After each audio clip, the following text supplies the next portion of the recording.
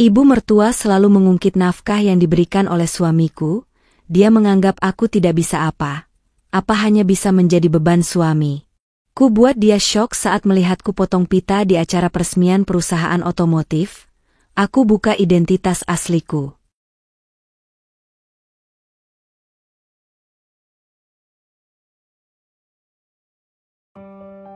Dapur rumah itu selalu terasa dingin, bukan karena suhu, melainkan karena keheningan yang tebal dan tatapan beku dari Bu Karina, ibu mertua Amira. Pagi itu, seperti pagi-pagi yang sudah berlalu selama 5 tahun pernikahan Amira dengan Rizky, suaminya, sarapan adalah ritual yang menegangkan. Amira, dengan senyum tipis dan mata yang selalu tampak agak lelah, sedang menyiapkan sarapan. Hanya selembar roti tawar yang dipanggang untuknya, sementara Rizky dan Bu Karina menyantap hidangan yang lebih lengkap. Amira sudah terbiasa. Ia selalu makan sedikit, tidak ingin menambah beban dapur. Amira, suara Bu Karina datang menusuk, sehalus namun setajam jarum. Ia tidak pernah memanggilnya Nak atau Mira. Selalu Amira, dengan nada penuh jarak. Apa kamu sudah mencuci taplak meja yang kena tumpahan kemarin? Jangan sampai Rizky pulang dari kantor dan melihat rumah ini kotor. Amira mengangguk, meletakkan teko air panas perlahan. Sudah, Bu. Sudah saya jemur tadi subuh. Baguslah.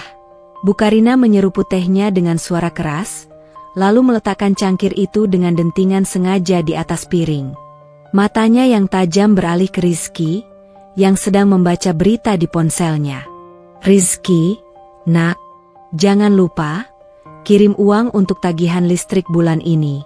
Kamu tahu, ini semua demi keluarga. Kasihan kamu, harus bekerja keras sampai larut.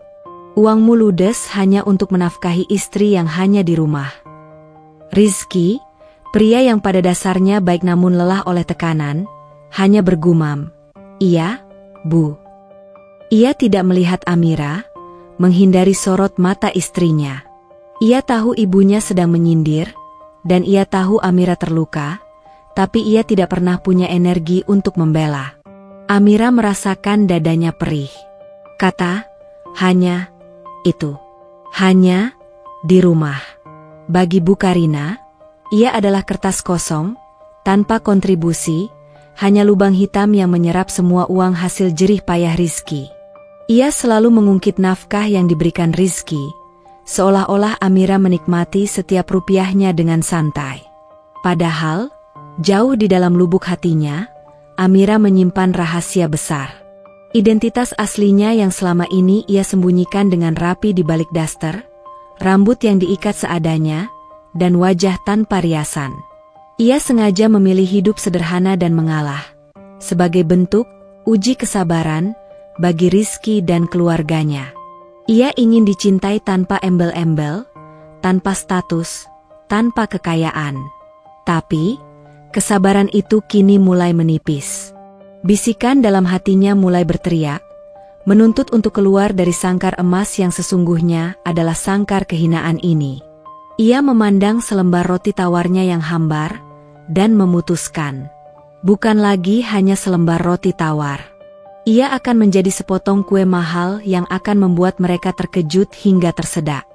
Sisa hari itu terasa seperti memanggul beban yang tak terlihat bagi Amira. Setelah Rizky berangkat ke kantor, dengan ciuman pipi yang terasa buru-buru dan mata yang tidak sepenuhnya hadir, dan Bu Karina mengunci diri di kamar untuk acara arisan daringnya, rumah itu menjadi tempat Amira menjalankan perannya, istri sempurna yang tidak berguna. Ia menyapu lantai marmer hingga memantul, membersihkan debu di sudut-sudut yang bahkan tidak terlihat, dan menyiapkan bahan makan malam. Bu Karina selalu punya standar kebersihan yang mustahil. Jika ada sehelai rambut pun jatuh, itu akan dijadikan bukti kegagalan Amira dalam mengurus rumah. Kenapa kamu makan di luar? Kamu tidak becus mengurus dapur, Amira? Ia sering mendengar bisikan itu di benaknya, padahal Rizky selalu makan siang di kantor dan selalu bilang masakan Amira enak. Hanya saja, pujian Rizky terasa hampa karena ia tak pernah berani mengatakannya di depan Bu Karina. Sambil melipat cucian Rizky yang rapi, Amira menyentuh sehelai kemeja mahal suaminya. Kainnya lembut, tapi bebannya terasa berat. Sebagian besar uang Rizky, uang yang selalu diungkit Bu Karina, memang dihabiskan untuk kebutuhan rumah tangga dan, yang terpenting, untuk gaya hidup standar tinggi Bu Karina. Rizky adalah seorang manajer menengah di sebuah bank swasta. Gajinya lumayan, tapi Bu Karina selalu menganggapnya kurang dan selalu menekankan bahwa Rizky harus mendapatkan istri yang bisa menaikkan level keluarga, bukan yang menariknya ke bawah. Amira, bagi Bu Karina, masuk kategori terakhir. Pukul 10 pagi, Amira menyelesaikan semua tugasnya. Inilah momen pribadinya yang paling berharga. Ia berjalan menuju gudang kecil di belakang rumah, yang selama ini hanya digunakan untuk menyimpan perkakas dan barang-barang bekas. Di sana, Amira telah menciptakan dunia rahasia. Ia membuka kunci gembok tua di pintu gudang itu. Begitu masuk, ia menutup pintu rapat-rapat. Gudang itu bukanlah gudang kotor lagi. Amira telah menyulap salah satu sudutnya menjadi kantor mini yang terisolasi. Ada meja lipat kecil, laptop terbaru yang ia beli dengan uangnya sendiri, yang selalu ia klaim sebagai laptop pinjaman dari teman, dan koneksi internet khusus yang ia pasang diam-diam. Saat tangannya yang tadi sibuk menggosok kamar mandi kini menari di atas keyboard, transformasinya terjadi. Di layar laptop, Amira tidak melihat dokumen rumah tangga. Ia melihat spreadsheet rumit, grafik pertumbuhan investasi, dan rancangan desain teknis yang penuh dengan kode-kode. Nama Amira di dunia itu bukanlah Nyonya Rizky yang lugu dan pasif, melainkan Larasati, seorang konsultan bisnis strategis yang sangat dicari, dengan spesialisasi pada sektor otomotif dan energi terbarukan. Amira mengeluarkan ponsel keduanya, yang selama ini ia sembunyikan di saku tersembunyi tas kerjanya yang usang. Ponsel itu mulai berdering tanpa henti. Panggilan dari zona waktu yang berbeda, pesan dari asisten pribadinya. Ya, Mr. Chen. Proposal untuk pembiayaan pabrik di Karawang sudah saya periksa. Jangan khawatir, kita akan ambil alih 60% saham dengan syarat yang kita ajukan. Ucapnya, suaranya kini tegas, berwibawa, dan sangat percaya diri. Bahasa Inggrisnya fasih dan cepat. Saya akan terbang ke Singapura minggu depan untuk finalisasi. Pastikan tidak ada yang tahu tentang ini, termasuk media. Selama 4 jam ke depan, Larasati bekerja tanpa jeda. Ia memimpin rapat virtual, menyelesaikan kontrak bernilai miliaran, dan memberikan instruksi rinci kepada timnya di berbagai negara. Bisnis utamanya adalah perusahaan induk yang menaungi beberapa perusahaan rintisan teknologi otomotif. Perusahaan ini sedang berada di ambang peluncuran besar-besaran, sebuah proyek yang telah ia kerjakan secara rahasia selama 3 tahun terakhir, sejak ia memutuskan untuk menguji pernikahannya. Alasan ia menyembunyikan ini, Amira, atau Larasati, adalah pewaris tunggal sebuah konglomerat besar. Sebelum menikah, ia bosan dengan para pria yang hanya mendekatinya karena kekayaan dan nama besar ayahnya. Ia ingin menemukan cinta yang tulus. Rizky, yang ia temui saat bekerja sebagai staf magang, dengan nama palsu, tampak tulus.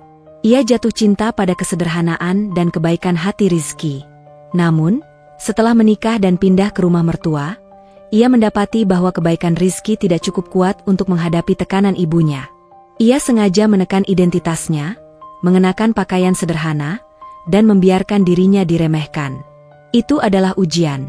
Ujian untuk melihat apakah Rizky akan melindunginya, atau apakah cinta tulus yang ia cari akan tenggelam dalam racun kebencian dan uang Bu Karina. Saat jam menunjukkan pukul 2 siang, Amira melihat jam tangannya. Sudah waktunya ia kembali menjadi Amira, si ibu rumah tangga. Ia menutup laptop, menyimpan kedua ponselnya, dan mengunci gudang. Saat ia keluar, ia berpapasan dengan Bu Karina yang baru saja selesai arisan daring, wajahnya berseri-seri. Amira, kenapa lama sekali di belakang? Apa kamu menyembunyikan sesuatu? Tanya Bu Karina curiga, matanya menyapu Amira dari kepala hingga kaki.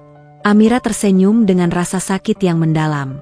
Tidak, Bu, saya hanya sedang memeriksa pipa air yang bocor, takut airnya terbuang. Rizky sudah susah payah mencari nafkah, kita harus irit air. Bu Karina mendengus. Bagus. Setidaknya kamu tahu diri. Sekarang, cepat siapkan makan siang untuk saya. Saya harus segera pergi ke butik untuk mencoba kebaya baru. Kamu, di rumah saja. Jangan lupa bersihkan kolam ikan, kotor sekali. Perintah itu seperti menampar Amira. Membersihkan kolam ikan. Sebuah pekerjaan yang tidak perlu dilakukan oleh seseorang yang baru saja menyelesaikan negosiasi proyek multimiliar. Amira mengangguk, namun di dalam hati, hitungan mundurnya telah dimulai.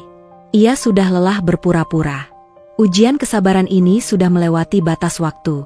Ia hanya menunggu momen yang sempurna untuk mengungkapkannya. Sebuah momen yang tidak hanya akan mengejutkan Bu Karina, tetapi juga membuka mata Rizky tentang siapa istrinya yang sebenarnya. Malam tiba. Aroma masakan Amira, gulai ayam yang dibuat dengan resep rahasia keluarga ibunya, mengisi ruang makan.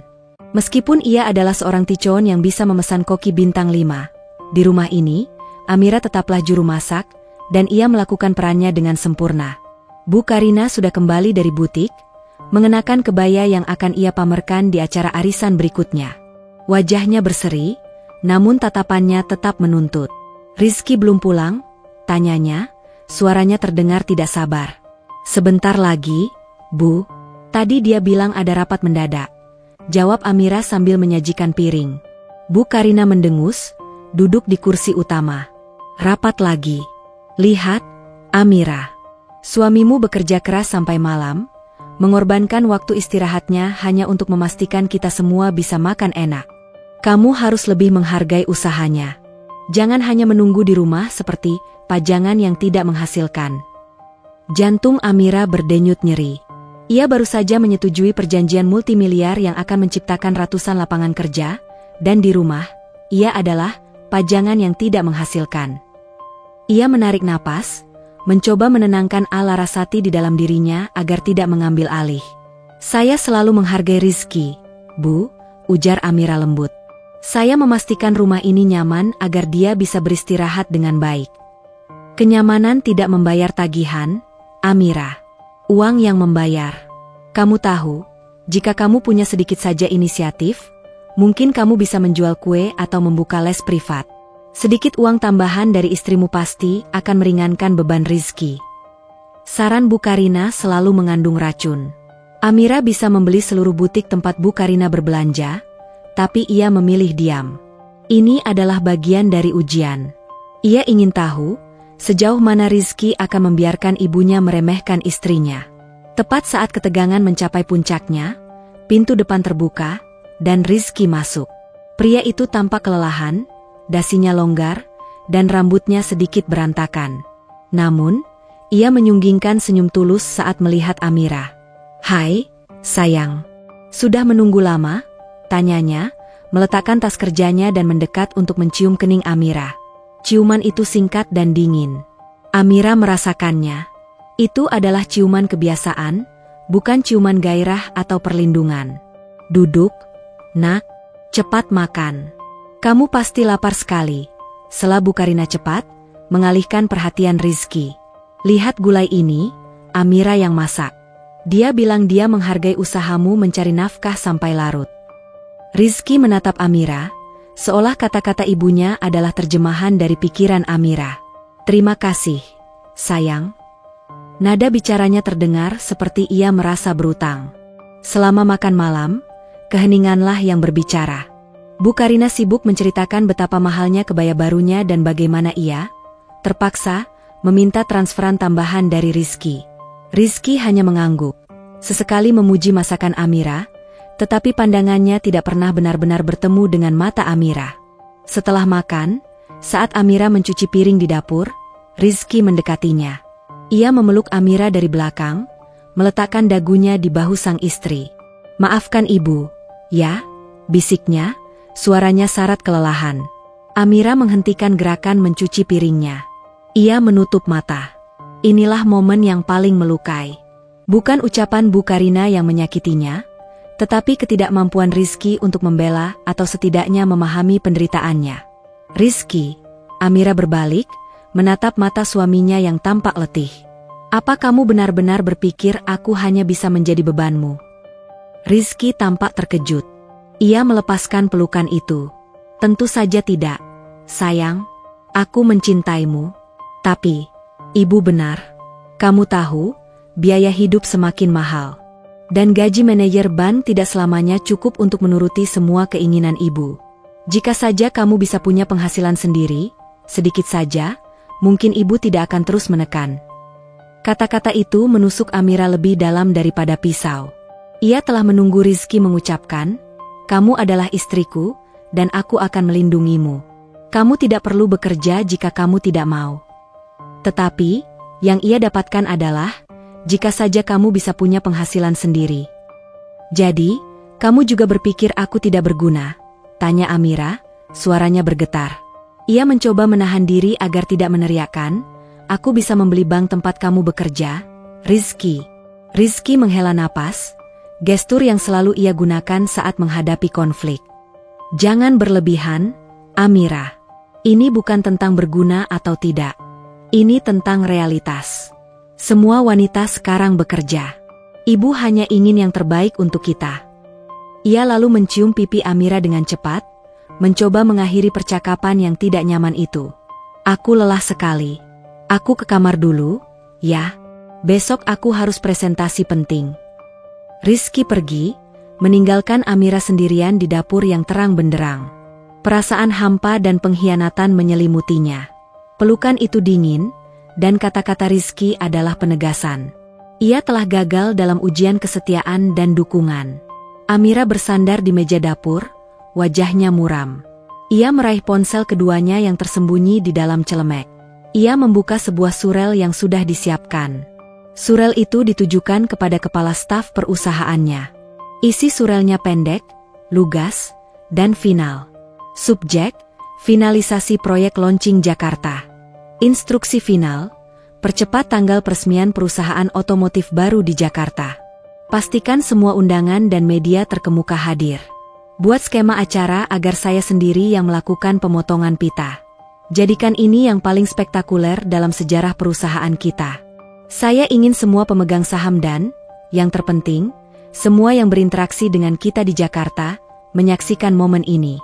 Tanggal, 2 minggu dari sekarang. Tidak bisa ditawar. A. Larasati, CEO. Amira menekan tombol send. Jari-jarinya gemetar, bukan karena takut, melainkan karena keputusan yang baru saja ia buat. Permainan sudah berakhir. Kesabarannya sudah habis. Ia kembali mencuci piring, tapi kini, gerakan tangannya lebih tegas. Ia tidak lagi membersihkan debu di sudut. Ia sedang mempersiapkan ledakan yang akan mengubah segalanya. 2 minggu adalah waktu yang cukup. Ketika ia masuk ke kamar tidur, Rizky sudah tertidur pulas, membelakanginya. Amira menatap punggung suaminya. Ada rasa sedih yang mendalam, tapi juga resolusi yang kuat.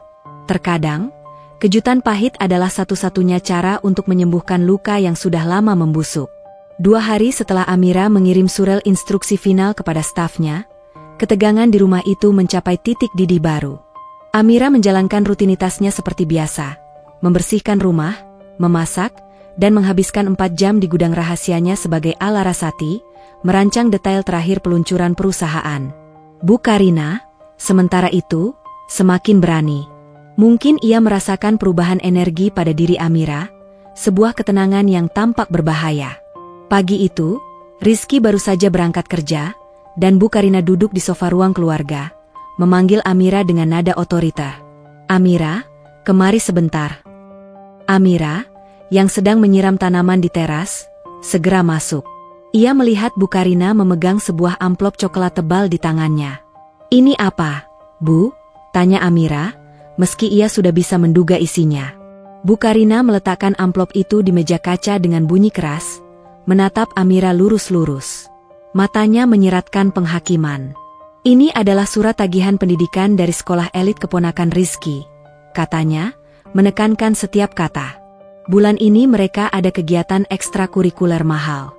Rizky sudah mentransfer setengahnya, tapi sisanya belum tertutup." Amira mengerutkan kening. Bukankah itu tanggung jawab orang tua keponakannya, Bu? Tanggung jawab? Rizky adalah tulang punggung keluarga ini. Dia adalah satu-satunya anak yang berhasil. Lagi pula, Bu Karina melipat tangannya di dada. Jika dia punya istri yang sedikit saja mau membantu, beban ini tidak akan sepenuhnya jatuh di pundaknya.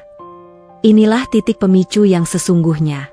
Konflik yang tadinya hanya seputar nafkah rumah tangga kini melebar, melibatkan keuangan yang sebenarnya bukan tanggung jawab langsung mereka.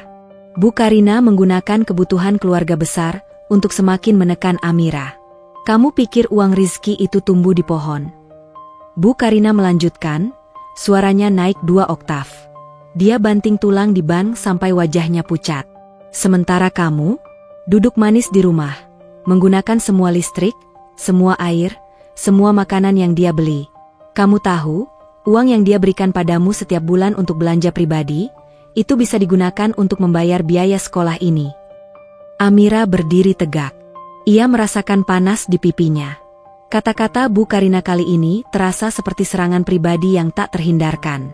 Selama ini, uang belanja pribadi yang diberikan Rizky selalu disimpan Amira utuh, ia bahkan tidak pernah menyentuhnya. Saya tidak pernah menggunakan uang Rizky untuk hal yang tidak penting, Bu, jawab Amira, berusaha menjaga suaranya tetap tenang. Bu Karina tertawa sinis, tawa yang menusuk tulang. Tidak penting? Apa yang kamu lakukan memang penting, Amira? Membersihkan debu yang nanti akan kembali lagi? Mencuci piring yang nanti akan kotor lagi? Kamu tidak pernah merasakan bagaimana rasanya mencari uang. Kamu tidak tahu betapa berharganya setiap rupiah itu. Kamu hanya tahu cara menghabiskannya.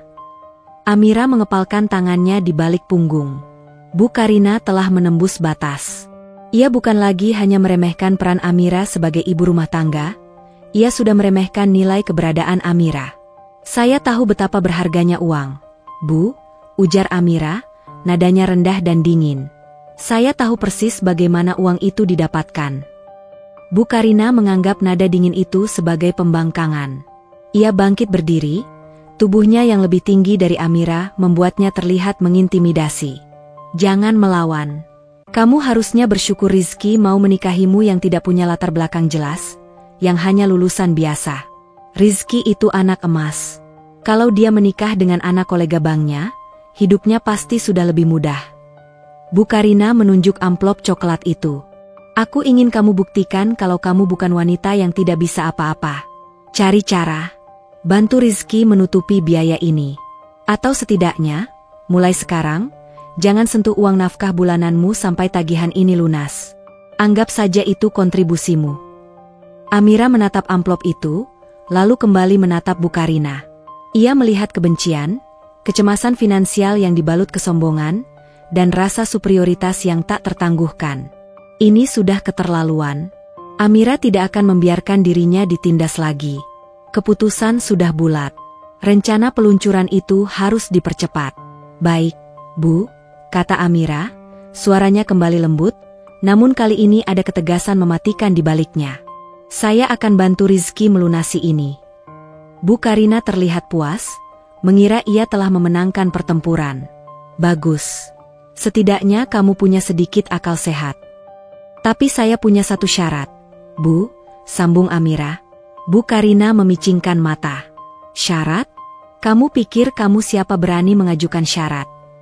Syaratnya sederhana, Bu. Dalam 2 minggu dari sekarang, saya akan melunasi seluruh biaya pendidikan ini, dan saya akan memberikan sesuatu yang jauh lebih besar daripada uang belanja bulanan saya. Tapi setelah itu, saya minta satu hal.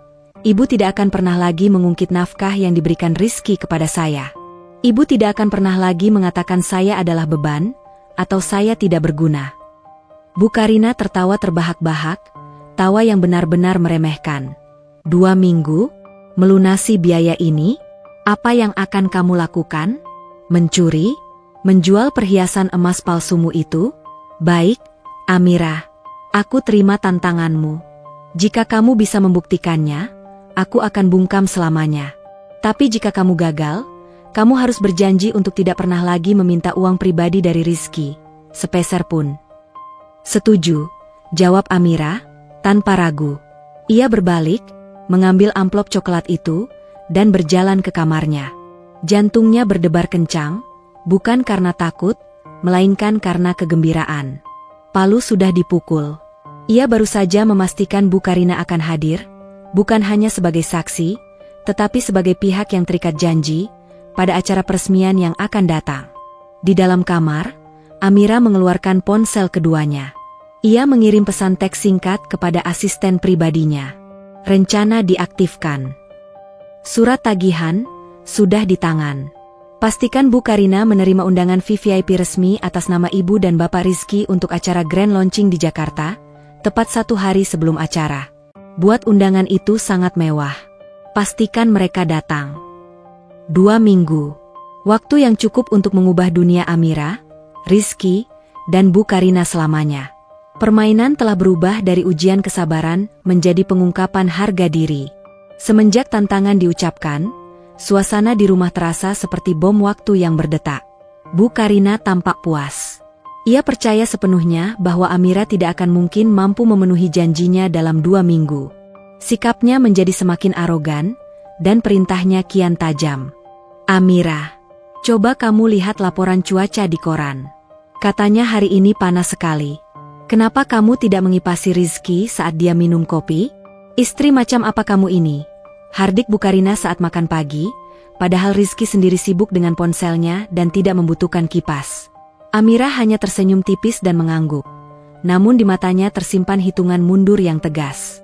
Di sisi lain, kehidupan rahasia Larasati menjadi sangat sibuk.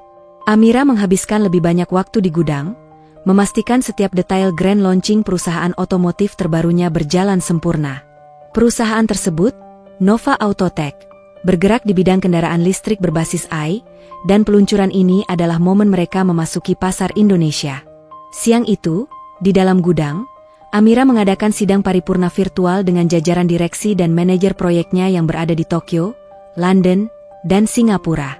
Tim pemasaran, suara Amira terdengar tegas, menggunakan headset bermikrofon. Pastikan semua teaser yang bocor ke media minggu ini menonjolkan aspek pendiri muda dan visi sosial perusahaan. Saya ingin citra Nova Autotech tidak hanya tentang kekayaan, tetapi juga inovasi dan dampak positif. Di hadapannya, monitor laptop menampilkan wajah-wajah serius para eksekutif senior yang dengan patuh mencatat setiap instruksinya. Bagi mereka, Larasati adalah pemimpin visioner yang cerdas dan tanpa kompromi, jauh berbeda dari sosok Amira yang terlihat lesu dan pasif di dapur. Dan untuk acara peluncuran, saya ulangi. Undangan VVIP untuk keluarga saya, dengan nama Bapak Rizky Gunawan dan Ibu Karina, harus dikirimkan secara pribadi. Pastikan kurirnya mengenakan seragam terbaik dan bersikap sangat profesional. Saya ingin undangan itu terlihat sangat eksklusif dan mahal. Tegasnya, sengaja menambahkan detail-detail kecil ini untuk memuaskan ego Bu Karina.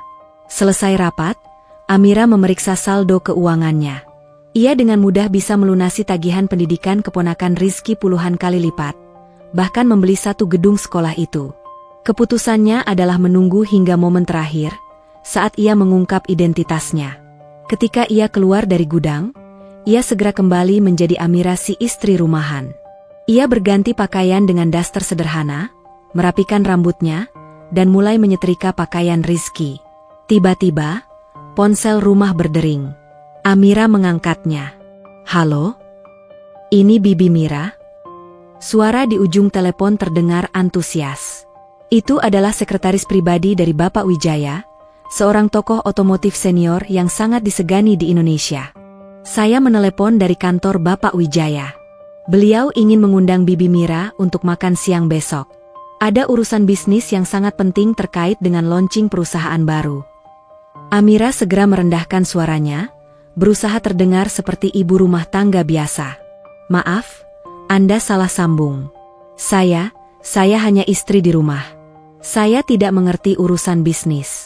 Mungkin Anda mencari orang lain? Sekretaris itu terdengar bingung. Tapi, nama yang diberikan pada kami adalah Amira, istri Bapak Rizky Gunawan. Iya, saya istrinya. Tapi saya tidak tahu apa-apa. Suami saya sedang di kantor. Mohon jangan ganggu saya lagi dengan urusan kantor. Potong Amira dengan nada agak panik, sebelum menutup telepon. Amira tahu persis kenapa Bapak Wijaya menghubunginya. Pria itu adalah salah satu calon mitra investasinya di Nova Autotech dan sedang berusaha keras mendekati Alarasati. Ia sengaja menggunakan nama suaminya agar Amira tidak curiga. Namun, momen ini menjadi petunjuk yang berbahaya. Amira harus lebih berhati-hati. Ia tidak ingin rahasia ini terbongkar sebelum waktunya. Tidak lama kemudian, Bu Karina masuk ke dapur, membawa sebuket bunga anggrek yang baru ia beli. Amira, jangan terlalu banyak menggunakan sabun saat mencuci piring. Boros sekali. Kamu pikir sabun itu gratis? Rizky bekerja keras untuk membeli ini semua, cibirnya, padahal Bu Karina baru saja menghabiskan uang ratusan ribu untuk bunga yang akan layu dalam seminggu. Baik, Bu, jawab Amira, menahan senyum. Dalam 2 minggu, Bu Karina akan tahu siapa yang sebenarnya boros dan siapa yang menghasilkan kekayaan. Saat menyetrika, Amira melihat sebuah koran tergeletak di meja makan. Di halaman bisnis, ada artikel besar dengan judul, "Siapakah pemilik misterius di balik Nova Autotech? Peluncuran minggu depan gemparkan pasar." Teks di bawahnya menyebutkan rumor bahwa pemiliknya adalah seorang investor wanita muda dari Asia, yang dikenal dengan inisial Alarasati, dan bahwa nilai perusahaan itu sudah jauh melampaui valuasi bank tempat Rizky bekerja. Amira merapikan koran itu, memastikan Bu Karina atau Rizky tidak melihat halaman itu. Biarkan mereka terus hidup dalam kebodohan dan kepura-puraan. Di dalam dirinya, Amira sedang bersiap untuk pertempuran. Ia tidak hanya akan melunasi utang, tetapi juga memberikan Bu Karina sebuah pelajaran yang lebih berharga daripada semua uang di dunia. Pelajaran tentang menghargai dan tidak menghakimi. Amira menarik napas dalam-dalam. 2 minggu terasa seperti selamanya. Tetapi momen pengungkapan itu akan sepadan dengan semua penderitaan yang ia alami. 5 hari telah berlalu sejak Amira menerima tantangan Bu Karina. Di mata Bu Karina, Amira menjalankan perannya dengan sempurna. Pasif, patuh, dan diam-diam mencari jalan keluar yang mustahil. Namun, bagi Rizky, ia mulai merasakan ada yang salah. Keheningan Amira bukan lagi keheningan yang pasrah, melainkan keheningan yang mematikan. Malam itu, Rizky pulang lebih awal. Ia menemukan Amira sedang duduk di meja makan, membaca buku tebal yang sampulnya lusuh. "Sayang, tumben malam-malam baca buku setebal itu? Itu buku apa?" tanya Rizky, mencium kening Amira. Amira menutup buku itu dengan hati-hati. Itu adalah buku cetak biru teknis, Blueprints, untuk mesin mobil listrik, Nova Autotech, yang ia samarkan dengan sampul novel roman lama. "Oh, ini hanya buku lama, Mas," jawab Amira, menyembunyikan judul aslinya, Electric Propulsion System Design. "Aku hanya ingin mengisi waktu luang. Siapa tahu, dengan membaca, aku bisa jadi lebih pintar dan bisa membantu kamu bayar tagihan, seperti saran ibu." Nada bicara Amira terasa satir, tetapi Rizky terlalu lelah untuk menyadarinya. Ia hanya melihat Amira yang tampak berusaha. "Jangan dengarkan ibu terus, sayang. Aku tahu kamu melakukan yang terbaik. Tapi tentang tagihan keponakanku itu," Rizky tampak cemas. "Apa kamu sudah menemukan cara? Aku bisa pinjam dari kantor, tapi bunganya cukup besar." Amira menatap suaminya. Inilah momen yang Amira nantikan, kesempatan untuk memberikan petunjuk yang terabaikan. "Aku punya beberapa proyek sampingan yang sedang kukerjakan, Mas," ujar Amira, menekankan kata proyek sampingan. "Proyek ini melibatkan teknologi dan sedikit investasi. Aku yakin, hasilnya akan jauh lebih dari cukup untuk melunasi tagihan itu. Aku hanya butuh waktu." Rizky tertawa, tawa yang meremehkan tanpa sadar. "Investasi? Teknologi? Sayang, kamu tahu apa tentang teknologi? Kamu bahkan kesulitan menyetel timer oven listrik di dapur. Jangan mimpi aneh-aneh. Kamu fokus saja pada urusan rumah. Biar aku yang urus keuangan keluarga. Jangan sampai kamu ditipu orang karena terlalu polos. Ya." Kalimat itu, "Jangan sampai kamu ditipu orang karena terlalu polos," menjadi pukulan telak yang mengonfirmasi bahwa Rizky benar-benar tidak pernah melihat potensi Amira. Ia melihatnya sebagai istri yang lugu dan bodoh, yang terlalu baik hati untuk dunia bisnis yang kejam. Amira hanya menghela napas, mengangguk pasrah seolah-olah Rizky benar. "Baik, Mas. Aku akan cari cara lain. Keesokan harinya, Amira sengaja meninggalkan secari kertas di atas meja kerjanya. Kertas itu berisi coretan angka dan perhitungan kompleks, yaitu proyeksi keuntungan dari penjualan saham perdana, IPO, Nova Autotech. Bu Karina masuk ke kamar Amira saat sang menantu sedang mandi, mencari baju kotor Rizky. Matanya langsung tertuju pada kertas di meja. Ia mengambilnya, mengerutkan kening. Di sana tertulis, proyeksi Q3, 200% return. Valuasi saat ini, 50 juta dolar. Target IPO, 15 juta dalam 6 bulan. Bu Karina tidak mengerti istilah-istilah itu, tetapi angka 50 juta dolar dan 15 juta dolar membuatnya terkesiap. Ia segera menganggap itu adalah tahayul bodoh yang Amira tulis setelah menonton film tentang investasi. Hah? Wanita gila? Pasti dia sedang meramal nomor lotre. Gumam Bu Karina, meletakkan kertas itu kembali dengan jijik. Ia kemudian melihat ke sudut meja, di mana ada kartu nama yang sangat elegan, dicetak di atas kertas bludru tebal, yang Amira lupa sembunyikan. Kartu nama itu bertuliskan, Mr. K, Principal Investor, Asia Pacific Region. Bu Karina merobek kartu nama itu menjadi 2. Dasar wanita aneh. Berurusan dengan dukun atau penipu investasi. Aku akan bilang pada Rizky kalau dia mencoba mencari uang dengan cara gila. Ini pasti alasannya mengapa dia bilang bisa bayar tagihan dalam 2 minggu. Bu Karina keluar dari kamar dengan rasa kemenangan dan penghakiman yang semakin kuat. Ia yakin, dalam waktu 2 minggu, Amira akan gagal total dan ia akan memiliki alasan permanen untuk membungkam Amira selamanya. 2 hari sebelum batas waktu yang Amira tetapkan, surat undangan VVIP itu tiba. Pagi itu, kurir mengenakan seragam mewah berwarna hitam emas tiba di depan rumah Rizky. Ia membawakan 2 amplop besar berbahan bludru hitam dengan logo perak timbul yang sangat elegan. Bu Karina sedang menikmati teh paginya saat kurir itu menyerahkan amplop tersebut. Selamat pagi, Ibu. Ini adalah undangan VVIP khusus dari kantor pusat Nova Autotech untuk Bapak Rizky Gunawan dan Ibu Karina. Acara grand launching perusahaan otomotif modern di Jakarta. Pemotongan pita dan gala dinner eksklusif. Mohon hadir tepat waktu. Kurir itu membungkuk dalam-dalam dan pergi. Bu Karina, yang menyukai kemewahan, matanya langsung berbinar-binar melihat kualitas undangan itu. Nova Autotech? Ia pernah mendengar nama itu di TV, perusahaan yang sedang naik daun dan sangat eksklusif. Rizky, lihat ini, kita diundang ke acara perusahaan besar. Ini pasti karena kolega Rizky yang di level tinggi menyadari potensi Rizky. Seru Bu Karina bangga, sama sekali tidak menyadari bahwa di kolom, diundang oleh, tertulis jelas, CEO founder Alarasati. Amira, yang sedang menyajikan sarapan, melirik undangan itu dengan senyum kecil yang tersembunyi. Nova Autotech? Perusahaan apa itu, Bu? Mas Rizky kerjasama dengan mereka? Tanya Amira polos, melanjutkan sandiwaranya. Bu Karina mendengus. Tentu saja. Hanya orang-orang penting yang diundang ke acara seperti ini. Amira, kamu tidak perlu tahu. Ini urusan level tinggi. Kamu di rumah saja, jangan sampai kamu mempermalukan kami dengan daster lusuhmu itu di acara sekelas ini. Amira mengangguk patuh. Baik, Bu. Saya akan di rumah saja, menunggu kalian kembali. Tunggu aku, Bu. Aku akan menunggumu di acara itu, tapi bukan sebagai penonton. Waktunya sudah tiba. Amira telah menyiapkan panggung, mengirimkan undangan, dan memberi petunjuk yang diabaikan. Babak baru, klimaks, akan segera dimulai. Setelah menerima undangan VVIP, rumah tangga itu terasa seperti pusaran yang berpusat pada Bu Karina. Ia menjadi sangat sibuk dan arogan.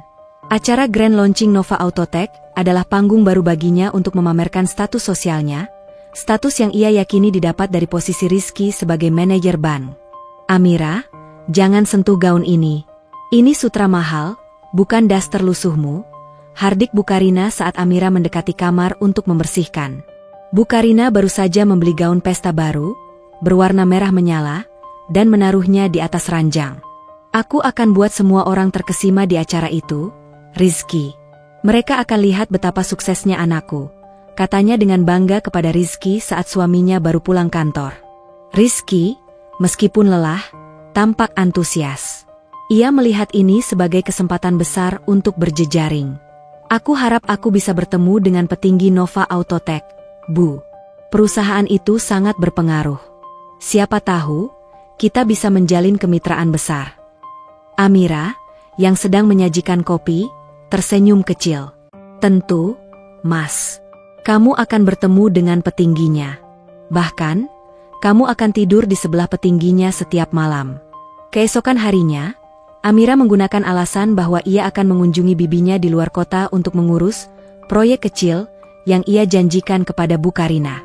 Bu Karina dengan senang hati memberinya izin. Baguslah, kamu pergi saja. Jangan sampai kamu menghalangi pandangan kami saat sedang menyiapkan pakaian, ujar Bu Karina, tanpa peduli bahwa Amira pergi sendirian tanpa bekal yang cukup. Padahal, Amira tidak pergi ke rumah bibinya. Ia langsung menuju ke gedung pencakar langit di pusat kota Jakarta, kantor utama dari perusahaan induknya. Begitu Amira melangkah masuk ke dalam kantor, transformasinya sempurna. Daster sederhana dan sandal jepitnya menghilang, digantikan oleh setelan bisnis modern yang elegan, rambutnya ditata rapi, dan matanya memancarkan aura otoritas. Ia langsung menuju ruang rapat, di mana para petinggi Nova Autotech dan konsultan hukum seniornya sudah menunggu. Ini adalah rapat darurat final sebelum peluncuran. Bagaimana dengan pengamanan, Mark? Tanya Amira, sebagai Larasati, suaranya menusuk dan profesional. Semua terkontrol, Nona Larasati. Gedung pameran sudah disterilkan. Daftar tamu final sudah diverifikasi, termasuk keluarga inti Anda, Bapak Rizky dan Ibu Karina Gunawan. Bagus, Amira mengangguk. Saya ingin memastikan bahwa saat pemotongan pita, semua kamera fokus pada saya. Dan pastikan di layar LED besar, identitas resmi pendiri perusahaan muncul dengan jelas setelah saya selesai berbicara. Lalu, Amira menoleh ke konsultan hukumnya. Apa yang terjadi dengan dana pendidikan? Dana untuk menyelesaikan tagihan keponakan suami Anda sudah disiapkan, Nona. Dana itu dialokasikan dari dana inovasi sosial perusahaan.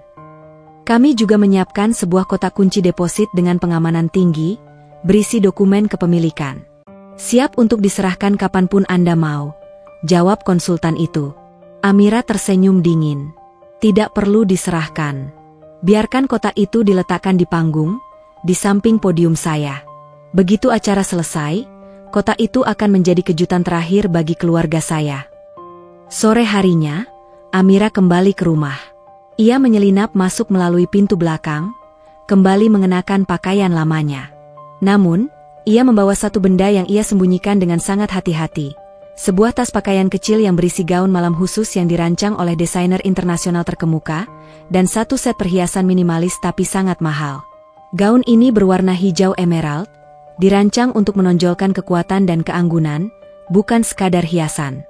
Ia menyembunyikan tas itu di dalam gudang rahasianya, di balik tumpukan kain usang.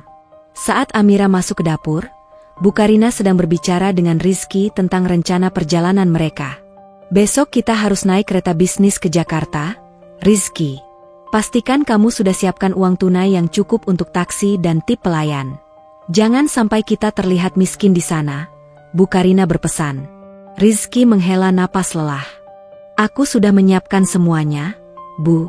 Tapi uang tunai itu, gaji bulananku hampir habis untuk persiapan ini. Bu Karina menatap Rizky dengan mata mendidih. Itulah gunanya istri yang bisa membantu. Lihat Amira. Dia malah pergi ke tempat bibinya. Tidak ada gunanya. Seharusnya dia bisa memijat kakimu atau minimal menyiapkan bekal agar kita tidak perlu jajan mahal di Jakarta. Dia memang beban. Amira, yang mendengar kata beban itu lagi, merasakan sesuatu dalam dirinya patah. Itu adalah pecahan kesabaran terakhirnya. Ia berjalan ke depan Bu Karina, matanya tenang, namun suaranya tegas. Saya sudah siapkan bekal, Bu, kata Amira, meletakkan kotak bekal berisi hidangan mewah yang ia siapkan di gudang. Dan soal uang tunai, saya sudah siapkan di dompet Mas Rizky. Jumlahnya lebih dari cukup untuk semua keperluan Ibu. Bu Karina terkejut. Kamu dapat uang dari mana? Dari proyek sampingan saya, Bu. Hasilnya lumayan. Anggap saja itu kontribusi kecil saya agar ibu tidak malu di sana. Jawab Amira, memberikan senyum yang terasa misterius. Bu Karina menatap Rizky. Rizky, awas jika istrimu berurusan dengan rentenir atau penipu. Cek uangnya. Rizky memeriksa dompetnya. Di sana, ada lembaran uang baru, jumlahnya cukup besar, jauh lebih banyak daripada uang belanja pribadi Amira. Rizky menatap Amira dengan campuran rasa terima kasih dan kebingungan. Terima kasih, sayang. Tapi kamu dapat ini dari mana? Tanya Rizky. Urusan wanita, Mas, jawab Amira santai, lalu berbalik. Saat ia berjalan pergi, Bu Karina bergumam, paling-paling dari simpanan perhiasan ibunya yang sudah usang. Tetap saja tidak sebanding dengan pengorbanan anakku. Amira mendengar itu, tapi ia tidak lagi peduli. Ia sudah memberikan token janji. Kini, ia hanya menunggu. Esok, Rizky dan Bu Karina akan pergi ke Jakarta, dan lusa, dunia mereka akan terbalik. Pagi-pagi sekali, Rizky dan Bu Karina sudah siap di stasiun. Mereka memilih kereta eksekutif menuju Jakarta, sebuah perjalanan yang sudah dianggarkan secara ketat. Kamu yakin tiket ini sudah benar? Rizky, tempat duduk kita di gerbong depan. Kan? Jangan sampai kita duduk dekat orang-orang biasa. Bu Karina berbisik panik saat mereka berjalan menuju peron. Sudah, Bu. Ini gerbong kelas eksekutif. Tenang saja, jawab Rizky, membawa 2 tas besar, miliknya dan tas Bu Karina yang penuh dengan aksesoris untuk acara besok. Mereka duduk di kursi mewah kereta. Bu Karina segera mengeluarkan ponselnya, mengambil foto tiket dan pemandangan di luar jendela untuk dipamerkan di media sosial, memastikan semua orang tahu bahwa ia sedang dalam perjalanan penting ke Jakarta. Semua ini berkat usahamu, Nak. Aku tahu koneksi bankmu sangat luas. Hanya orang-orang penting yang diundang ke acara otomotif besar, seperti Nova Autotech. Wanita-wanita arisan itu pasti akan iri padaku, kata Bu Karina, menyamakan undangan VVIP itu dengan kemenangan pribadinya. Rizky merasa bangga, meski sedikit lelah. Ia percaya bahwa undangan ini adalah pengakuan atas posisinya di bank. Ia memikirkan Amira, yang saat ini pasti sedang berada di rumah bibinya. Kasihan Amira, Bu. Dia seharusnya ikut. Dia sudah menyiapkan uang tunai di dompetku, kata Rizky, sedikit membela istrinya. Bu Karina mendengus keras. Kasihan? Untuk apa? Agar dia mempermalukan kita dengan penampilannya yang seperti pembantu itu? Uang tunai itu hanya rezeki nomplok. Tidak ada apa-apanya dibandingkan dengan status yang akan kita dapatkan besok. Lebih baik dia di rumah. Dia tidak mengerti dunia high society ini. Rizky diam. Sebagian kecil dirinya merasa tidak nyaman dengan penghinaan ibunya, tetapi ia terlalu takut untuk melawan. Ia telah terbiasa membiarkan ibunya mengendalikan narasi rumah tangga mereka. Tiba di Jakarta, Rizky menyewa taksi online kelas atas menuju hotel yang sudah ia pesan. Hotelnya sederhana, di pinggiran kota, karena anggarannya terbatas. Kenapa kita tidak menginap di Ritz atau Kempinski, Rizky? Undangan sebesar ini pasti mengharapkan kita menginap di tempat mewah, keluh Bu Karina. Anggaran kita tidak cukup, Bu. Lagi pula, kita hanya menginap semalam. Jelas Rizky, merasa semakin tertekan. Malam itu, saat Rizky sedang menyusun materi untuk rapatnya di Jakarta, Bu Karina sibuk mencoba gaun merah menyalanya. Rizky, bagaimana penampilanku? Aku yakin aku akan menjadi wanita paling elegan di sana besok, tanyanya, berputar-putar di depan cermin. Ibu terlihat sangat cantik, jawab Rizky, meski matanya fokus pada layar laptop. Bu Karina lalu duduk di sisi Rizky, nada suaranya berubah serius, namun tetap arogan. Dengar, Nak, besok adalah kesempatan emas. Cari koneksi. Aku akan pastikan kamu bertemu dengan CEO perusahaan itu. Tunjukkan pada mereka betapa hebatnya kamu. Dan buktikan pada Amira, bahwa kamu tidak membutuhkan bantuannya. Dia itu hanya ibu rumah tangga biasa. Jika dia benar-benar bisa menghasilkan uang dalam 2 minggu, pasti itu uang kotor. Jangan sampai kamu terikat utang padanya. Ingat, kamu adalah provider utama, Rizky. Jangan biarkan istrimu mengambil kehormatan itu darimu. Rizky mengangguk patuh. Selama ini, harga dirinya sebagai kepala rumah tangga selalu dikaitkan dengan kemampuannya memberi nafkah, dan ibunya terus-menerus mengipasi api ego itu. Ia percaya, Amira hanyalah seorang istri yang berusaha mencari uang kecil-kecilan. Sementara Rizky dan Bu Karina tertidur di hotel sederhana mereka, Amira sedang berada di lantai teratas gedung tertinggi di Jakarta, mengadakan sesi foto terakhir untuk majalah bisnis terkemuka yang akan terbit bersamaan dengan peluncuran Nova Autotech.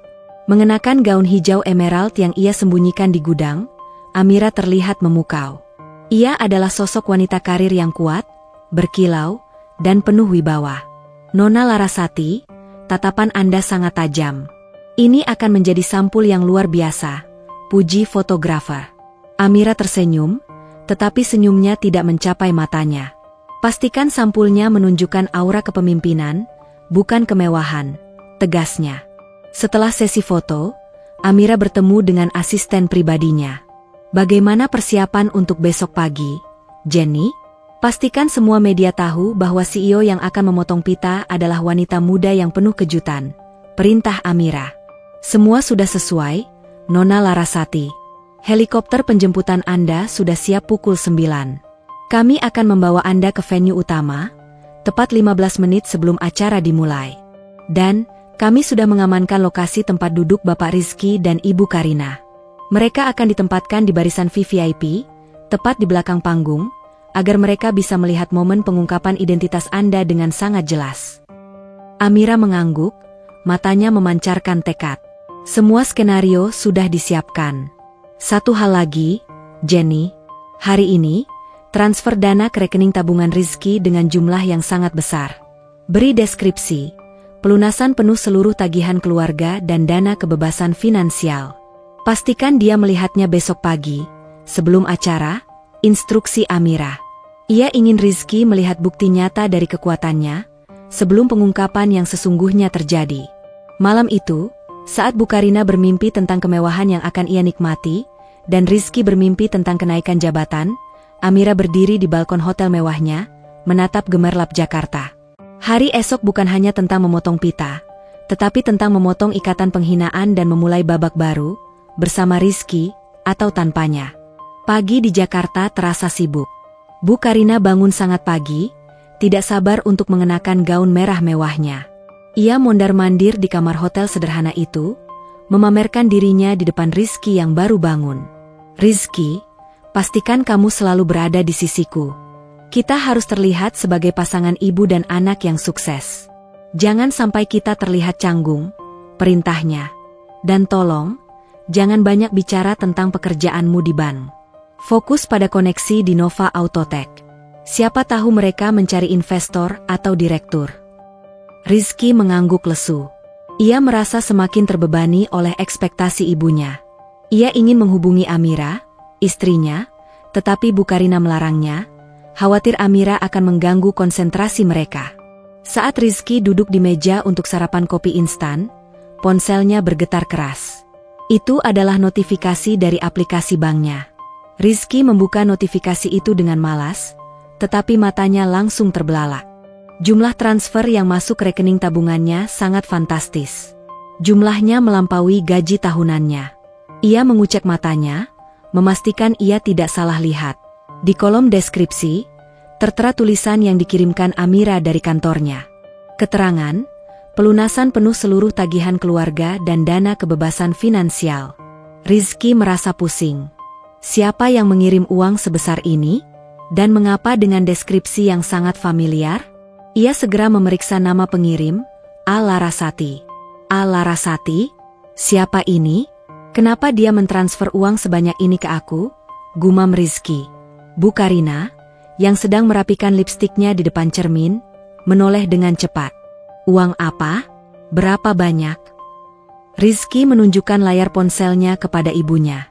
Bu Karina melihat angka-angka itu dan wajahnya pucat pasi, lalu berubah merah padam. Ini pasti penipuan. Atau, jangan-jangan Amira? Bu Karina mencengkeram lengan Rizky. Aku sudah bilang, istrimu itu pasti berurusan dengan penipu atau rentenir. Dia mencoba menjual diri atau melakukan hal gila. Dia sudah tahu uang ini akan masuk, makanya dia berani menjanjikan pelunasan tagihan. Tapi, Bu, ini transfer resmi. Nama pengirimnya adalah Alarasati, kata Rizky, bingung. Siapa Alarasati? Aku tidak tahu. Mungkin nama samaran. Kamu harus mengembalikan uang ini, Rizky. Jangan sampai kamu terikat dengan skema penipuan ini. Harga diri kita lebih penting daripada uang kotor ini, desak Bu Karina. Ketakutannya pada uang kotor, Amira lebih besar daripada kegembiraannya melihat kekayaan. Ia tidak ingin harga dirinya, sebagai ibu dari pria yang menafkahi, tercemar. Rizky berada dalam dilema besar. Uang itu menyelesaikan semua masalah finansialnya, termasuk tagihan keponakannya yang sangat besar, tetapi cara kedatangan uang itu sangat misterius dan menakutkan. Tapi Bu, deskripsinya menyebutkan pelunasan penuh seluruh tagihan keluarga. Ini seperti yang dijanjikan Amira, bisik Rizky. Omong kosong. Amira itu hanya ibu rumah tangga. Mana mungkin dia punya koneksi dengan orang sekaya ini? Dia pasti memohon-mohon. Cepat kembalikan uangnya, dan lupakan Amira serta janji gilanya. Kita fokus pada acara Nova Autotech. Tunjukkan pada semua orang bahwa kamu mandiri.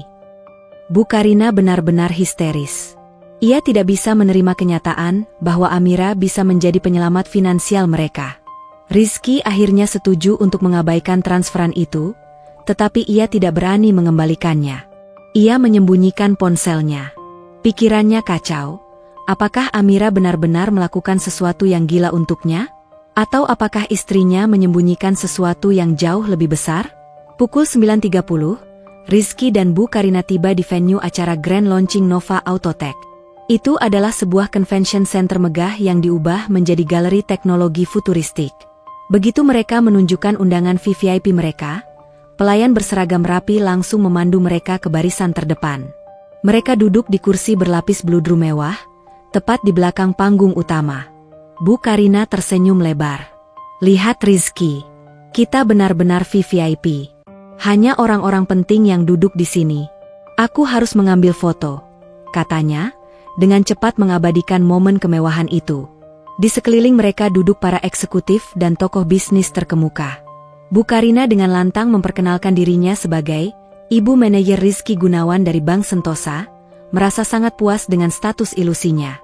Rizky, meskipun bangga, merasa gelisah. Ia terus memikirkan transferan dari Alarasati dan kata-kata Amira tentang proyek sampingan. Tepat pukul 10, lampu di ruangan meredup. Musik megah mengalun, dan layar LED raksasa di belakang panggung menyala, menampilkan logo Nova Autotech yang futuristik. Seorang Master of Ceremony yang terkenal muncul di panggung.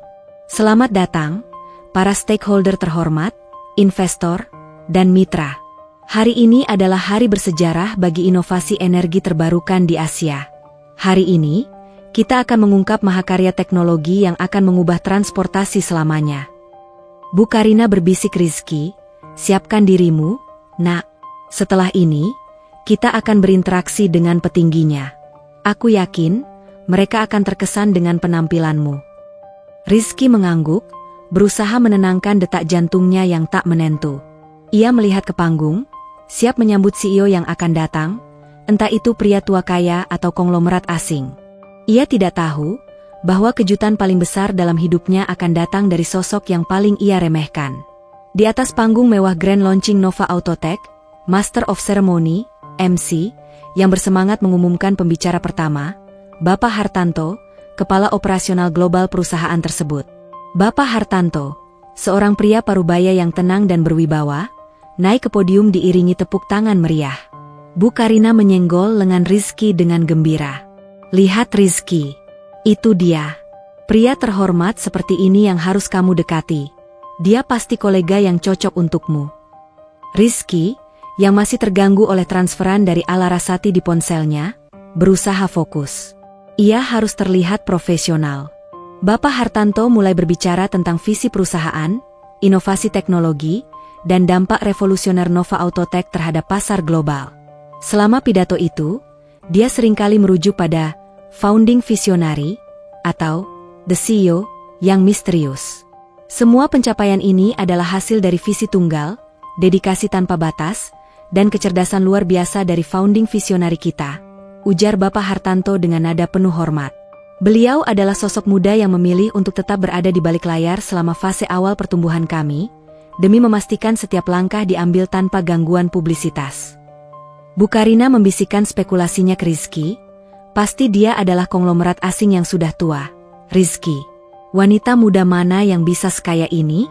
Mungkin dia sedang sakit, makanya tidak muncul. Tapi ini bagus. Begitu dia melihat penampilanmu dan mendengar kamu dari ban, dia pasti akan tertarik denganmu. Rizky hanya mengangguk. Ia mulai merasa sedikit aneh. Mengapa Bapak Hartanto, seorang eksekutif global, terlihat begitu hormat pada CEO mereka yang tak terlihat? Setelah pidato, layar besar menampilkan video teaser yang sangat mewah, menunjukkan proses perancangan dan pembangunan pabrik Nova Autotech. Dalam beberapa frame singkat, muncul sosok wanita yang mengenakan helm proyek, sedang memberikan instruksi tegas kepada para insinyur asing. Wajah wanita itu terhalang oleh bayangan dan helm. Itu CEO-nya, Rizky. Dia pasti cantik dan sangat berwibawa, bisik Bu Karina dengan kekaguman yang langka, sama sekali tidak menyadari bahwa siluet tinggi dan cara wanita itu memegang dokumen sangat mirip dengan Amira saat di rumah. Bu Karina lalu melihat sekeliling. Rizky, sebentar lagi saatnya berinteraksi. Aku akan mulai mendekati istri Bapak Hartanto. Kita harus membangun citra sosial kita di sini. Dengan arogansi yang mencapai titik tertinggi, Bu Karina bangkit dari tempat duduk VVIP-nya dan mendekati seorang wanita parubaya yang ia anggap sebagai istri Bapak Hartanto. Selamat pagi, Ibu, sapa Bu Karina, dengan senyum termanisnya. Saya Karina, ibu dari Bapak Rizky Gunawan, manajer Bank Sentosa. Kami adalah tamu VVIP khusus di sini. Saya yakin Ibu dan Bapak Hartanto pasti sering berinteraksi dengan founding visionary perusahaan ini. Dia pasti sangat kaya dan punya banyak koneksi, ya? Wanita parubaya yang disapa Bu Karina, yang ternyata adalah Ibu Wijaya, istri dari salah satu investor terkemuka, tersenyum sopan, tetapi ada tatapan aneh di matanya. Ah, Nyonya Gunawan. Senang bertemu Anda. Tentu, kami sering berinteraksi dengannya. Beliau memang luar biasa, jawab Ibu Wijaya. Visi dan kecerdasannya setajam penampilannya. Betul. Saya yakin dia wanita karir yang keras. Tidak seperti wanita yang hanya bisa diam di rumah. Ya Bu? Wanita seperti itu hanya membebani suami. Bu Karina tertawa garing, merasa telah menemukan sekutu dalam meremehkan Amira. Ibu Wijaya memandang Bu Karina dengan pandangan kasihan yang samar. Anda benar, Nyonya Gunawan. CEO kami memang sangat berbeda. Dia adalah sosok yang, meskipun kuat dalam bisnis, sangat mengutamakan nilai-nilai inti dan kejujuran. Beliau bahkan rela menyembunyikan identitasnya hanya untuk melihat ketulusan orang-orang di sekitarnya. Bu Karina tidak mengerti kedalaman kata-kata itu. Ia hanya mendengar konfirmasi bahwa CEO adalah wanita kuat. Ya, Ibu benar. Saya harap dia bisa menginspirasi menantu saya yang hanya di rumah itu. Rizky, yang melihat interaksi ibunya dari kejauhan, merasa semakin tidak nyaman. Ia menarik napas dalam-dalam. Larasati. Transferan uang itu. Janji Amira dalam 2 minggu. Nama Larasati. Ia membuka ponselnya lagi dan mencoba mencari tahu siapa Larasati. Informasi yang ia temukan samar-samar, hanya menyebutkan bahwa ia adalah investor wanita muda yang sangat misterius, memiliki jaringan global, dan berani mengambil risiko. Tidak ada foto wajah. Di saat yang sama, MC kembali naik ke panggung. Baiklah, hadirin sekalian, waktu yang kita tunggu-tunggu telah tiba. Seru MC, suaranya menggelegar.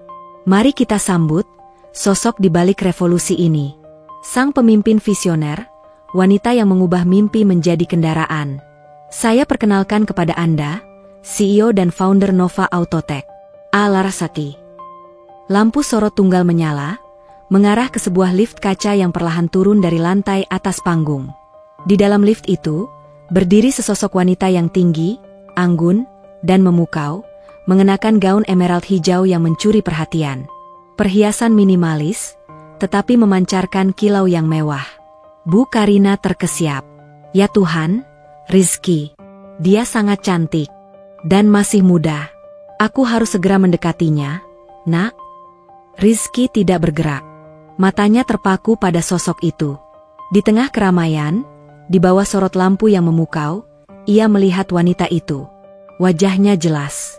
Matanya yang tajam dan hidungnya yang mancung. Wanita itu perlahan keluar dari lift, berjalan dengan langkah penuh percaya diri menuju podium. Itu adalah Amira. Rizky merasa tenggorokannya tercekat, darahnya seolah berhenti mengalir. Amira, istri yang ia tinggal di rumah dasteran dan hanya bisa membersihkan debu, istri yang ia remehkan dan ia biarkan diinjak-injak harga dirinya oleh ibunya. Ia beralih menatap Bu Karina.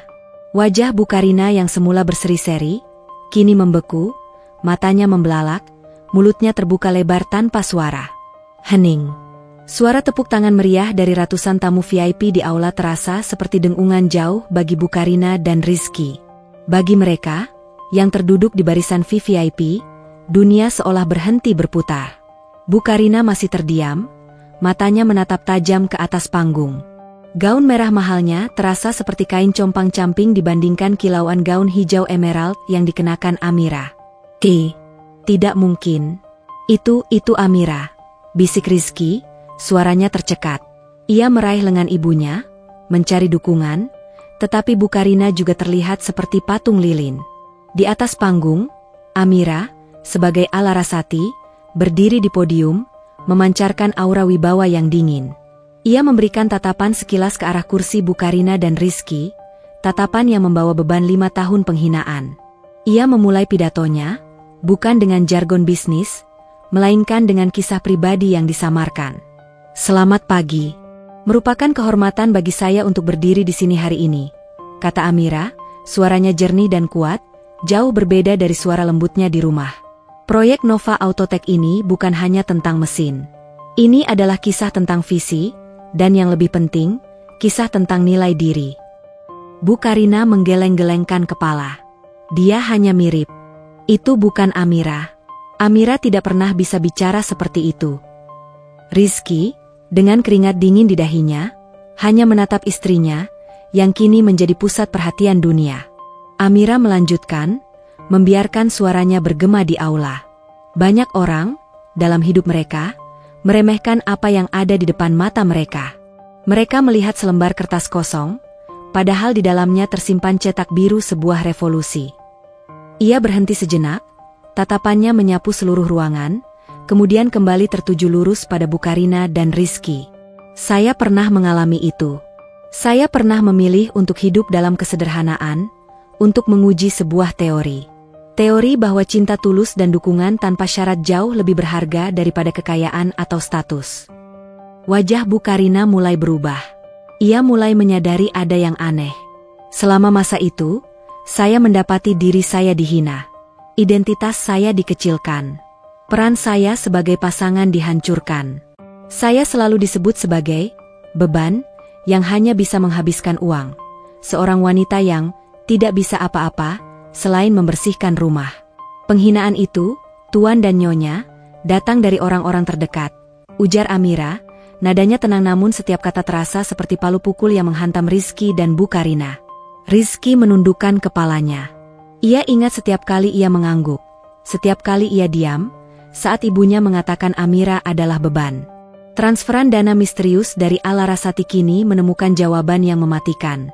Bu Karina berusaha bangkit, tetapi kakinya terasa lemas. Bohong. Dia hanya mencari simpati. Amira, seolah mendengar bisikan itu, mengangkat tangannya. Seorang asisten segera membawa sebuah kotak kunci deposit perak ke podium, kotak yang sama yang disebutkan dalam rapat darurat. Namun, saya percaya pada aksi, bukan hanya kata-kata. Mereka meminta saya membuktikan bahwa saya bukan beban. Mereka meminta saya melunasi tagihan yang mereka anggap terlalu besar, kata Amira, memegang kotak perak itu. Di dalam kotak ini, ia mengangkatnya, tersimpan bukti. Bukti bahwa wanita yang disebut beban ini, Alarasati, telah melunasi seluruh tagihan keluarga mereka, dan juga menyimpan dana tak terbatas untuk kebebasan finansial mereka. Kemudian, Amira mengambil jeda yang sangat dramatis. Lampu sorot di belakangnya menyala terang, dan pada layar LED raksasa, sebuah informasi muncul, bukan lagi logo perusahaan, melainkan sebuah foto wajah Amira dengan tulisan besar di bawahnya. CEO Founder, Amira Larasati, A. Larasati.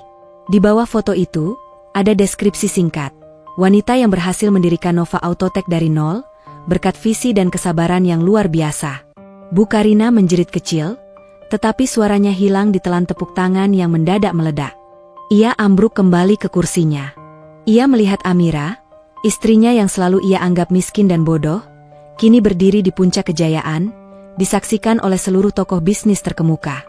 Rizky menatap panggung dengan air mata menggenang. Rasa malu, penyesalan, dan keterkejutan menghantamnya bersamaan. Ia baru menyadari bahwa selama 5 tahun, ia telah menghina dan mengabaikan tidak hanya istrinya, tetapi juga seorang jenius bisnis di dunia. Amira mencondongkan tubuhnya ke mikrofon, tatapannya dingin dan final, lurus ke arah Bu Karina. Semua ini saya lakukan bukan untuk memamerkan kekayaan. Saya melakukannya untuk menunjukkan bahwa nilai seseorang tidak ditentukan oleh pekerjaannya, melainkan oleh harga dirinya yang dihargai oleh pasangannya. Hari ini, saya memotong pita ini bukan hanya untuk meresmikan perusahaan. Hari ini, saya memotong pita yang selama ini membungkus identitas saya, dan saya memotong ikatan penghinaan yang telah saya terima. Asisten segera membawa gunting pita perak dan pita merah tebal di atas dudukan berlapis beludru. Amira meraih gunting itu, dan dengan satu gerakan tegas, ia memotong pita. Sontak, kilatan flash kamera memenuhi aula, dan tepuk tangan kembali bergemuruh.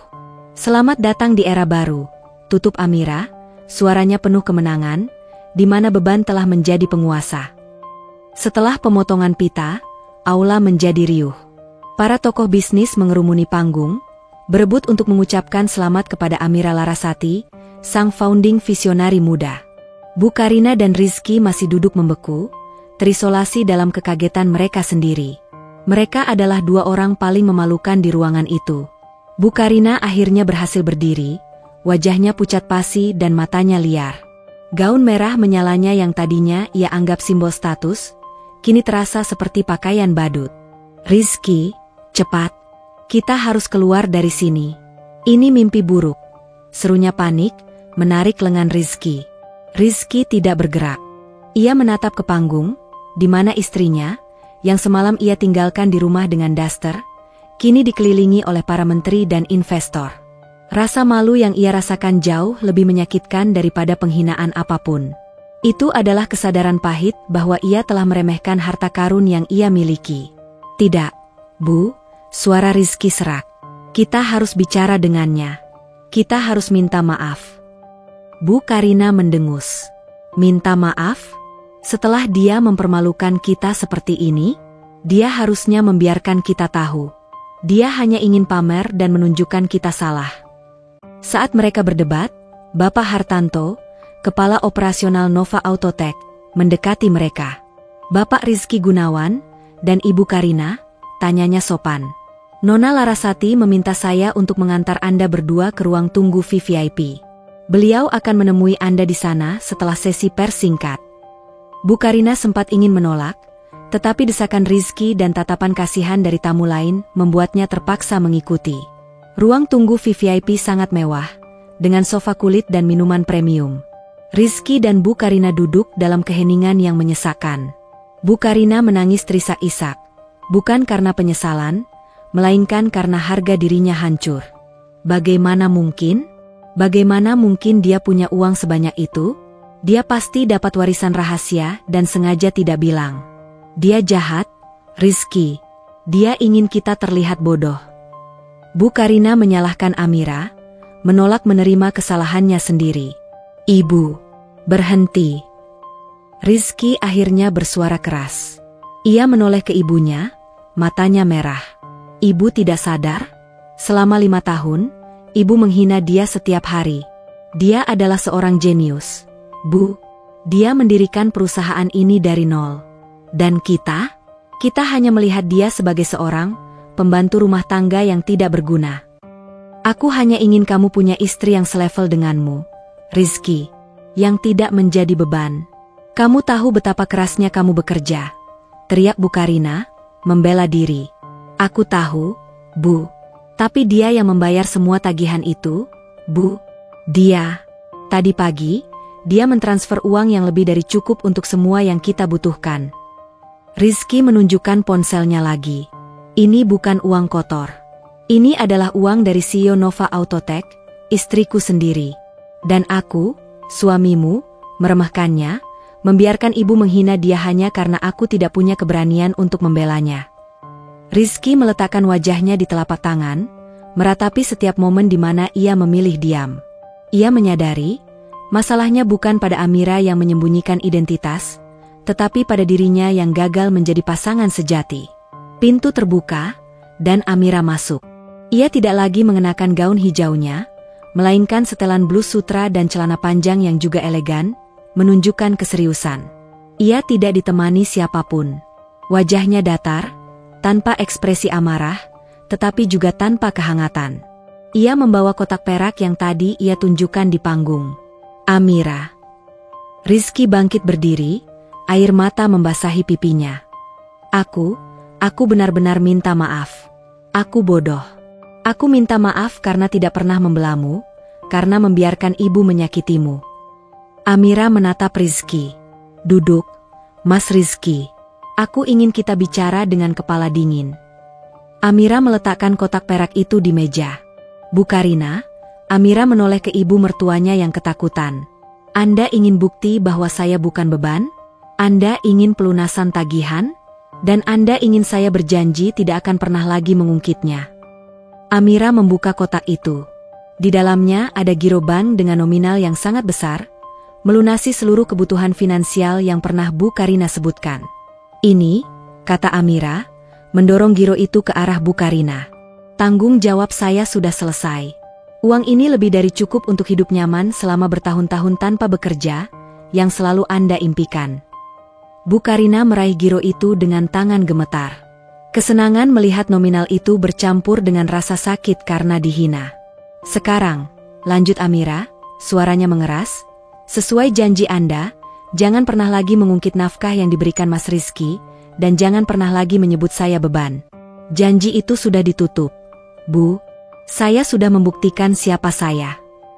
Lalu, Amira beralih ke Rizky, tatapannya melembut, tetapi tetap diselimuti kekecewaan. Mas Rizky, aku mencintaimu. Aku menikahimu bukan karena uang, bukan karena status. Aku menikahimu karena hatimu yang tulus, ujar Amira. Tapi tulus saja tidak cukup. Selama 5 tahun, aku sengaja membiarkan diriku diremehkan, untuk melihat, apakah kamu akan berdiri di sisiku saat aku tidak punya apa-apa. Amira menarik napas dalam-dalam. Aku ingin kamu menjadi suamiku yang melindungi harga diriku, bukan suamiku yang hanya bisa membayarku.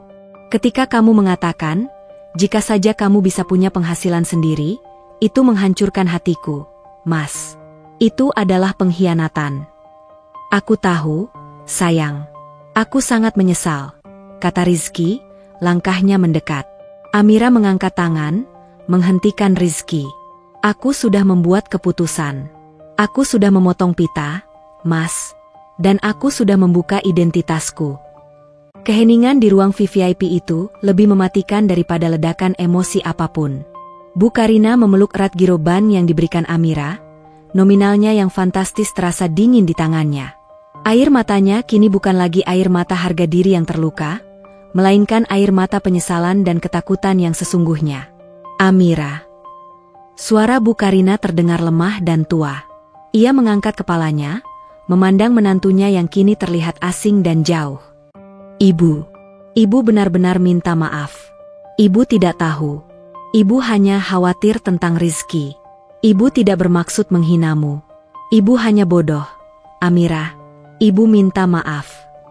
Ini adalah permintaan maaf pertama yang tulus dari Bu Karina, lahir dari keterkejutan yang menghancurkan ego. Ia menyadari betapa kejamnya ia, dan betapa besarnya potensi yang ia remehkan. Amira menatap ibu mertuanya. Saya menerima permintaan maaf ibu, Bu Karina. Tapi maaf, kata-kata saja tidak bisa menghapus 5 tahun penghinaan. Ibu tidak hanya meremehkan saya. Ibu telah meracuni pikiran suami saya tentang nilai saya. Ia lalu menoleh ke Rizky, yang masih berdiri dengan wajah penuh penyesalan dan rasa bersalah. Rizky adalah korban sekaligus pelaku dalam drama ini. Mas Rizky, kata Amira, nadanya kembali lembut, namun tegas. Uang yang aku transfer tadi pagi itu bukan untuk melunasi utang, tapi untuk membelikanmu kebebasan. Kebebasan dari tekanan ibu, dan kebebasan untuk memilih. Rizky berjalan mendekat, berlutut di hadapan Amira. Ia meraih tangan istrinya yang kini terasa kokoh dan percaya diri. Sayang, aku tahu aku gagal. Aku gagal melindungimu. Aku gagal menjadi suamimu, dan aku gagal menghargai dirimu. Aku tidak akan memintamu memaafkan aku sekarang. Tapi aku mohon, jangan tinggalkan aku. Aku akan melakukan apapun. Aku akan berhenti kerja, aku akan melawan ibu, aku akan jadi apapun yang kamu mau. Air mata Amira mengalir. Ia melihat ketulusan di mata Rizky. Ia mencintai pria ini, pria baik hati yang tersesat di antara tuntutan ibu dan ego sendiri. Aku tidak ingin kamu berhenti kerja, Mas. Aku tidak ingin kamu melawan ibu. Aku ingin kamu menjadi dirimu sendiri, tetapi dengan keberanian untuk membela istrimu, kata Amira, menarik tangannya perlahan dari genggaman Rizky. Masalahnya, aku tidak tahu apakah aku masih bisa hidup di bawah atap yang sama, di mana setiap sudutnya mengingatkanku pada penghinaan. Amira mencondongkan tubuhnya. Aku punya dua pilihan, Mas, dan kamu harus memilih. Ia lalu menjelaskan dua opsi tersebut dengan suara pelan dan jelas. Opsi pertama, jarak dan kesempatan kedua. Kita tetap menikah. Tapi kita harus pindah dari rumah itu. Aku akan membelikan rumah baru yang jauh dari ibu, atau kita bisa tinggal di salah satu apartemenku di sini, di Jakarta. Aku butuh waktu untuk menyembuhkan luka dan membangun kembali kepercayaan. Selama ini, aku hanya butuh kamu berdiri di sisiku. Jika kita tinggal bersama lagi, aku ingin melihat kamu berjuang melawan kecenderungan ibu yang meremehkanku. Kita mulai dari nol, sebagai Amira Larasati, CEO, dan Rizky Gunawan, suamiku, yang setara. Opsi kedua, pemisahan dan kehormatan. Kita berpisah secara baik-baik. Aku akan memastikan kamu dan ibu hidup nyaman dengan Giro ini. Aku tidak akan menuntut apapun darimu. Aku akan memberikanmu kehormatan penuh dan jaminan finansial. Kamu bisa melanjutkan hidupmu, dan aku akan melanjutkan hidupku sebagai Larasati. Amira mengambil napas. Pilihannya ada di tanganmu, Mas Rizky.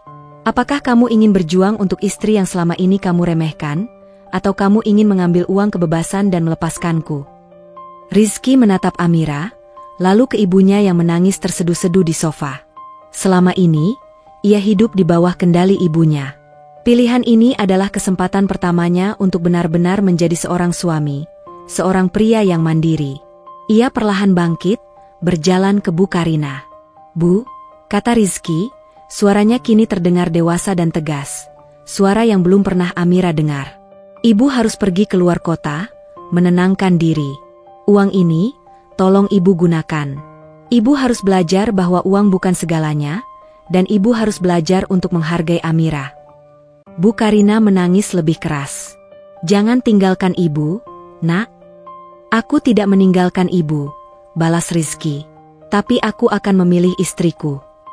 Ia mengambil napas dalam-dalam, lalu berbalik menghadap Amira. Ia tidak lagi melihat CEO yang menakutkan, tetapi wanita yang ia cintai. Amira, Rizky berjalan mendekat, memeluk Amira erat-erat, pelukan yang kali ini terasa hangat, penuh penyesalan, dan dipenuhi tekad.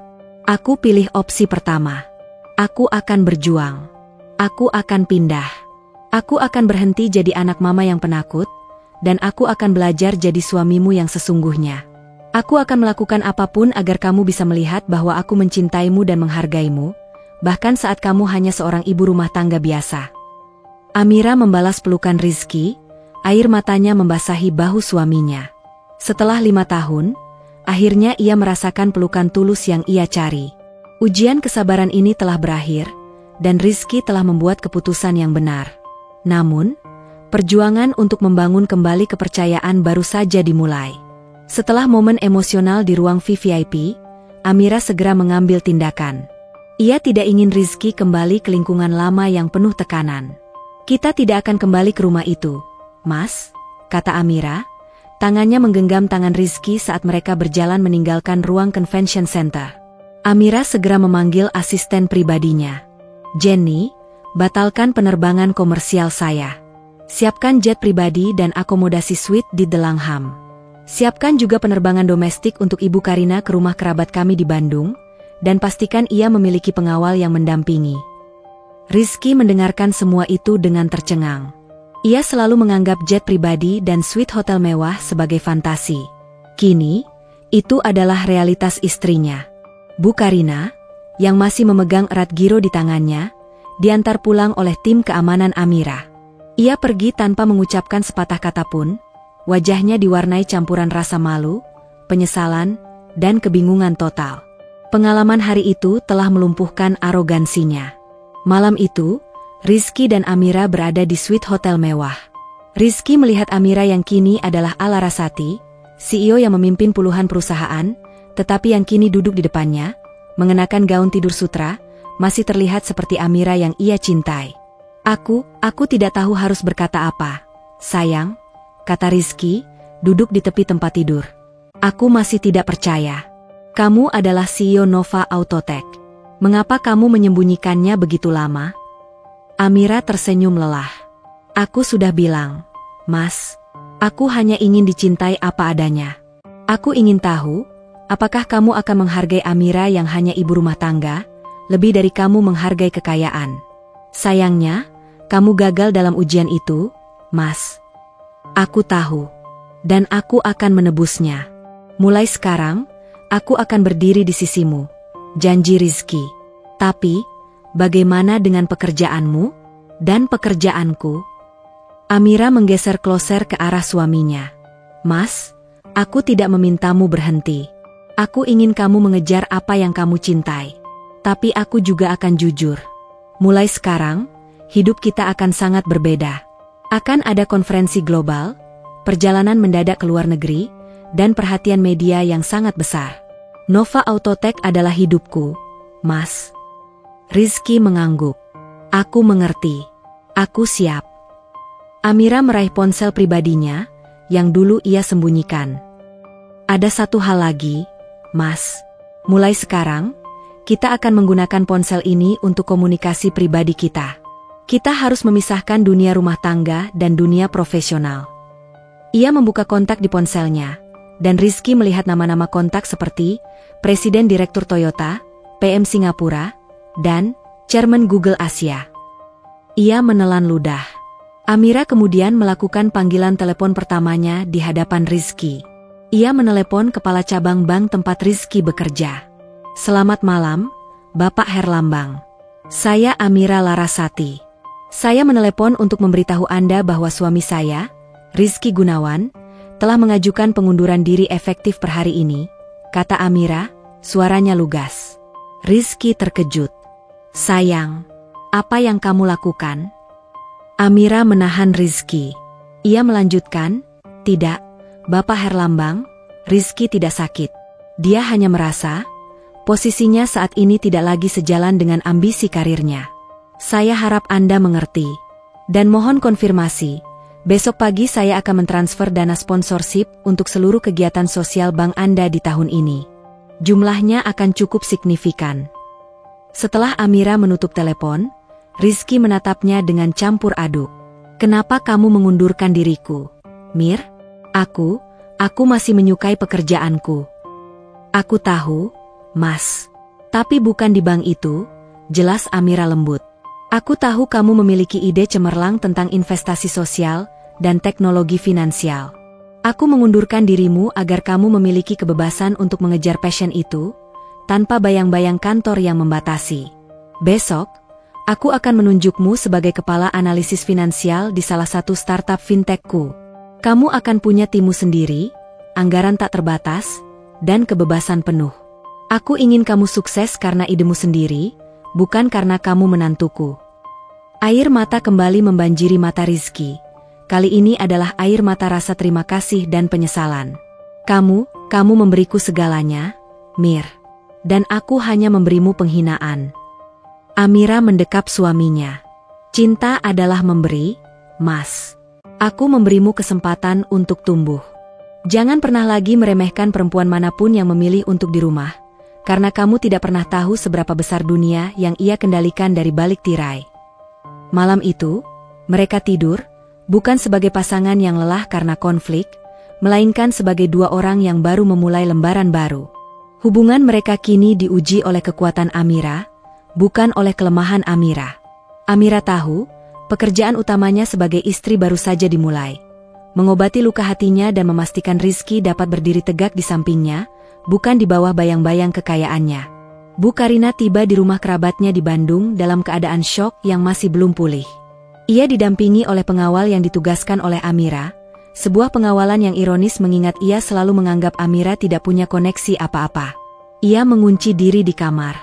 Amplop tebal giro bank Amira tergeletak di meja rias. Nominal di giro itu bisa memberikannya kemewahan seumur hidup, tetapi ia merasa miskin di hadapan fakta bahwa ia telah menghina pemiliknya. Keesokan paginya, Bu Karina akhirnya membuka pintu kamar. Wajahnya lesu, lingkaran hitam di bawah matanya jelas terlihat. Ia mengambil ponselnya, dan yang pertama ia lihat adalah berita utama di seluruh portal online dan surat kabar. Headline utama di hampir semua media berbunyi, "Amira Larasati, CEO of Auto, mengguncang dunia bisnis." Ternyata seorang istri rumah tangga biasa yang meremehkan penghinaan.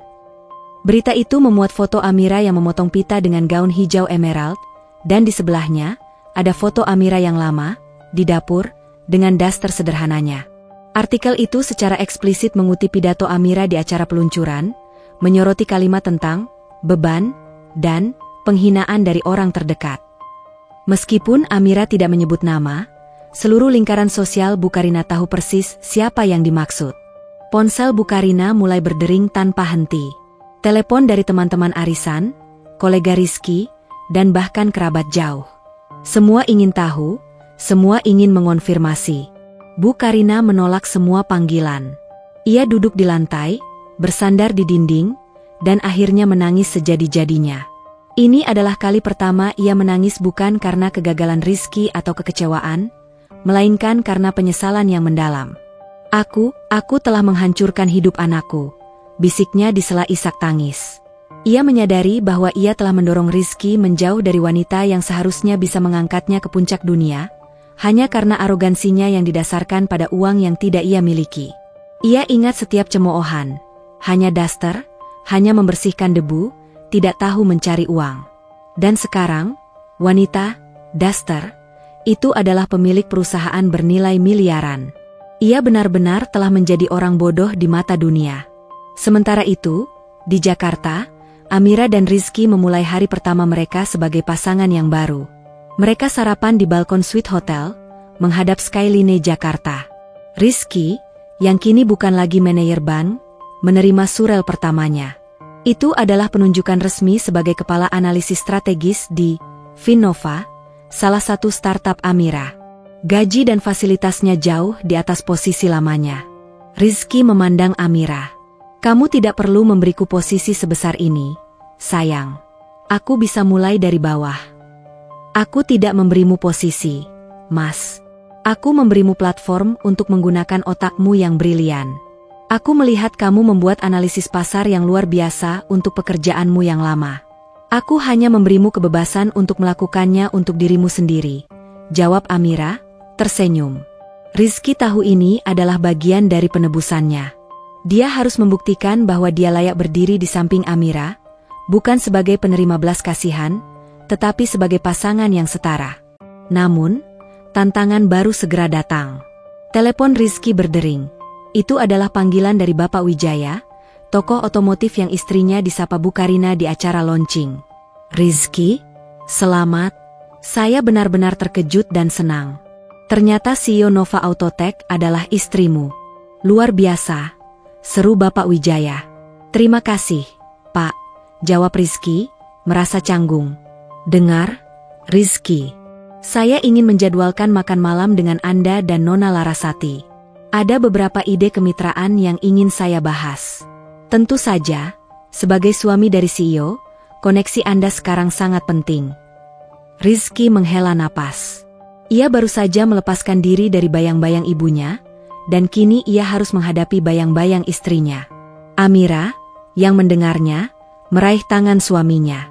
Mas, katakan padanya kamu akan membahas itu dengan timmu, dan kamu akan menjadwalkannya minggu depan.